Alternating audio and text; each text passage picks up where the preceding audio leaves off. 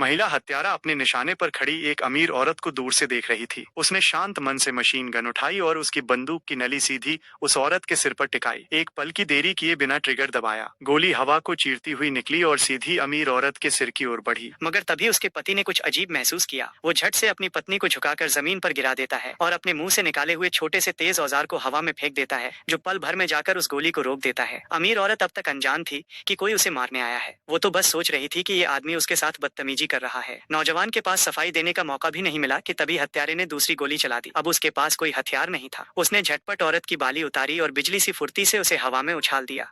बाली गोली से टकराई और सीधे जाकर हत्यारे की बंदूक में फंस गई, जिससे बंदूक एक झटके में बेकार हो गई।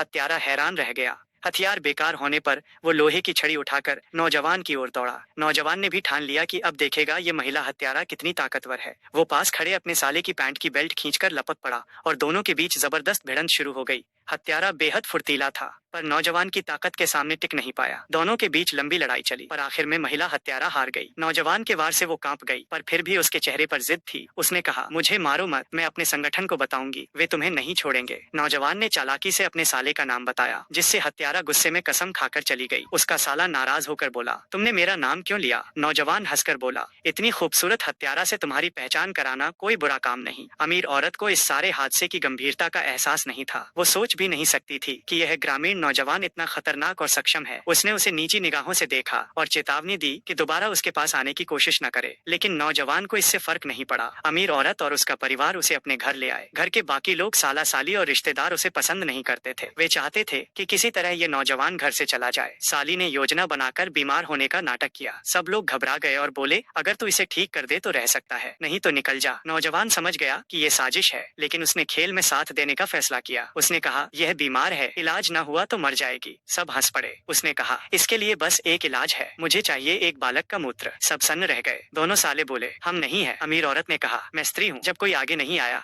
तो वो खुद उठ खड़ा हुआ। साली डर कर उठ बैठी। औरतों ने चिल्लाकर उसे रोका। सास ने आकर गालियां दी, पर नौजवान डटा रहा। उसने कहा, अगर मैं गलत हूँ तो तुम्हारी बेटी क्या है? माहौल गर्म हो गया। सब झगड़ने लगे। उसी समय खबर आई कि घर के बुजुर्ग की तबीयत नाजुक है। किसी ने एक मशहूर वैद्य को बुलाया। वैद्य ने कहा, ये बीमारी मेरे लिए बड़ी नहीं। नौजवान ने शांत रहकर कहा, मैं भी देखना चाहता हूँ इलाज कैसे होता है। सबने महसूस किया, इस घर का सबसे नापसंद व्यक्ति ही शायद सबसे असली इंसान